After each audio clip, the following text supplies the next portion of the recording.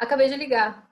Opa. Oi, pessoal. Então, cumprindo aqui minha promessa, estou trazendo a Andréia do GIV, Grupo de Incentivo à Vida.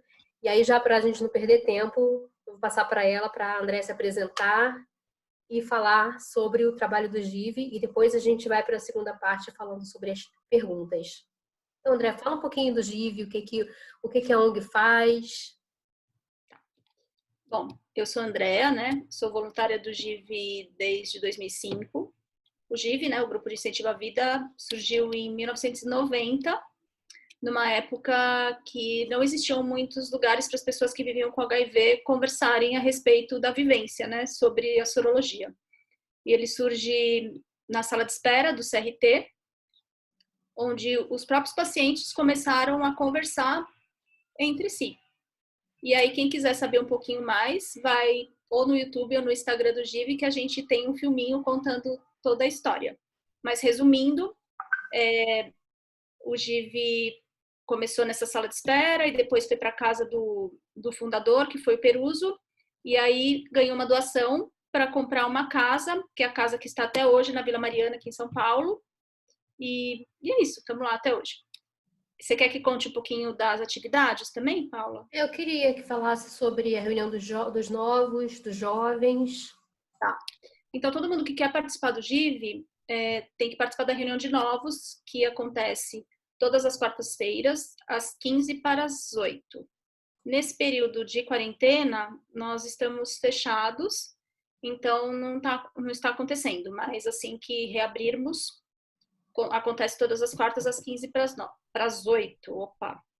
E é a reunião para todo mundo que está chegando, tanto voluntários como para as pessoas que querem participar. É uma reunião de acolhimento, onde a pessoa que coordena conta um pouquinho da história do GIV e todas as pessoas se apresentam e contam um pouquinho da sua história. E a reunião para as mulheres é o Toque de Mulher. O Toque de Mulher é para mulheres que vivem com HIV ou para as mulheres que convivem. Então, alguma irmã, uma amiga que queira participar junto. Acontece toda a última segunda-feira do mês. Quem coordena é a Silvia Almeida, a Silvinha, que é uma ativista bem antiga, muita gente conhece. É uma pessoa bem interessante para você entrevistar também, Paula, para participar do seu Mandei canal. mensagem para ela pedindo. E é uma reunião bem legal também, porque as mulheres também têm umas questões bem específicas. E é isso. O grupo de jovens, que é o Viver Jovem, acontece de sábado, sempre no primeiro sábado do mês. Eu, apesar de não ser jovem, eu que coordeno, e é um grupo para jovens específico para quem vive com HIV, para jovens que vivem para jovens que vivem com HIV, mas ele, em alguns casos, é aberto para jovens que convivem também. Mas assim, por exemplo, um jovem que tem uma mãe que vive com HIV, ou um jovem que tem um irmão que vive com HIV. E é um grupo muito importante, porque a gente sabe que hoje a maioria das pessoas, né, a população mais afetada pela epidemia são os jovens. Então, é isso. E uma das perguntas aqui, das principais, são sobre os exames. Se pode confiar no teste rápido, sobre a soroconversão, que é a mesma coisa que janela imunológica, mas se você troca o nome, já dá uma embananada. Então, queria que você confirmasse, que você falasse sobre a janela imunológica e os exames. Assim, a gente tem 2 tipos de exame. Na verdade, se for... 2 tipos de exame. Um exame que é aquele que você tira o sangue, que são os imunissaios, que a gente chama de primeira, segunda, terceira e quarta geração. E por que são essas gerações? O de primeira geração são aqueles mais antigos e o de quarta geração são os mais recentes. Hoje em dia, os que são feitos são os de quarta geração. Então, como que é? O de terceira geração, o que a gente chama de janela imunológica? A janela imunológica, ou a soroconversão, né, como era chamado antigamente, é o tempo que a gente tem do vírus entrar do nosso organismo e até aparecer no exame de sangue. Então, de ser detectado no exame. Então, os exames de sangue, eles detectam, na verdade, os testes, o anticorpo. Então, o tempo que o vírus entra no organismo até criar um anticorpo e ele aparecer no teste chamado de janela imunológica. Então, o teste de terceira geração demora de 20 a 30 dias para ser detectado, né, dar positivo ou negativo. Na realidade, positivo, né, se for detectado. E o de quarta geração, de 15 a 20 dias. É isso. Então, vai demorar esse tempo. E o outro tipo de teste que existe é o teste rápido. O teste rápido como que é? É o teste que você ou fura o dedo, e ele demora 30 minutos para ser feito, e é feito do serviço de saúde, ou através da saliva, que também demora 30 minutos. A gente fala 30 minutos, mas às vezes demora um pouquinho mais, né? Até você chegar no serviço, até fazer o teste e tal. Esses testes, o teste do sangue, ele tem janela imunológica 30 dias.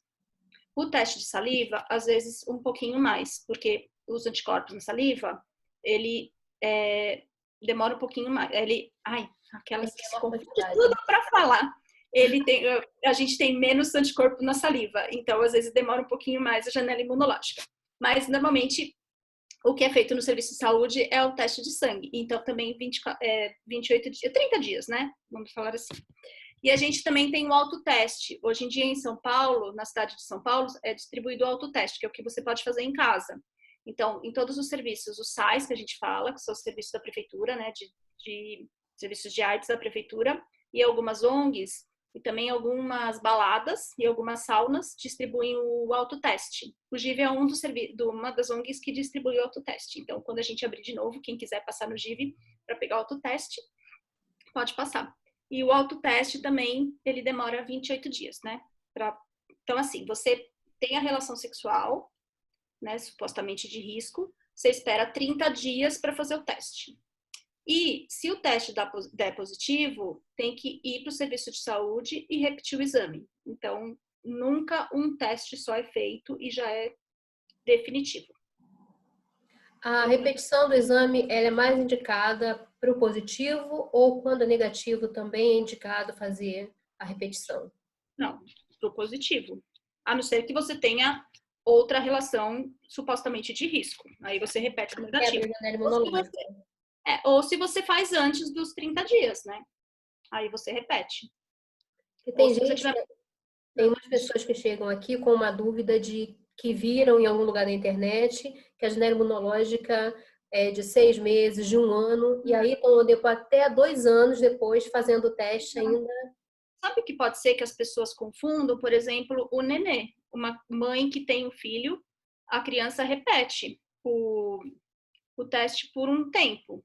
Por quê? Porque a criança nasce com os anticorpos da mãe. Então, até os anticorpos da mãe, né, até o sangue todo se trocado, ela vai repetindo o teste. Mas uma pessoa adulta não tem, que tem uma relação sexual, não tem como você ter uma janela imunológica, uma soroconversão com um tempo tão longo. É impossível. Pelo menos a gente nunca soube, né? Não tem nenhum trabalho acadêmico que comprove isso. Então, desde 2005, você nunca viu uma soroconversão depois de 6 meses? Não, nunca. Então é isso. Pelo menos no GIV nunca apareceu ninguém. É aquela situação, eu nunca vi, só ouvi falar. E você pode deixar também na descrição do vídeo, tem o manual técnico para o diagnóstico pelo HIV em adultos e crianças, que é do Ministério da Saúde.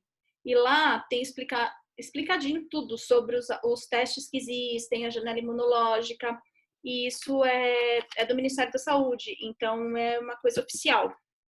É o protocolo oficial. Protocolo oficial. Tem alguma novidade de tratamento que você saiba para a gente poder finalizar?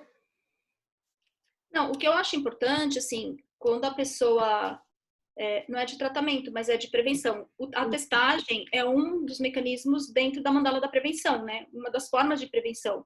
Então, se testar é importante. Então, a pessoa se testar a cada 6 meses e lembrar também que existem outras formas de prevenção, né? A PEP, a PrEP, preservativo, interno e externo.